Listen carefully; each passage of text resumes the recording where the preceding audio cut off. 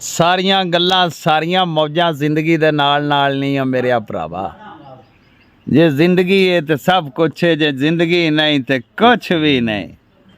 ਜ਼ਿੰਦਗੀ ਹੈ ਤੇ ਮੌਜਾਂ ਨੇ, ਜ਼ਿੰਦਗੀ नहीं तो कुछ भी नहीं। ये जिंदगी अगर इंसान मुहब्बत नाल किसी दे अदबो इतराम विच शफकत नाल छोटियां नाल वड्डियां नाल प्यार नाल गुजारे ना अदबो इतराम दे नाल ते जिंदगी दे मज़े ने मेरा भरा।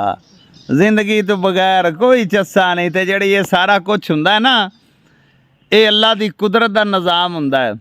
अल्लाह पाक ने सारियां चीज़ां तखलीक कीतियां होईयां ने, बनाईयां होईयां ने। ये थोड़ा ही गल है कि अल्लाह ने इंसान को अशरफल मखलूकात बनाया है। इंसान को अकल दी है, सूझ दी है, बूझ दी है। ये सारिया जिंदगी के नाल ही गल्लां होंदियां नहीं मेरा भरा। तो जिंदगी तो बगैर कुछ भी नहीं।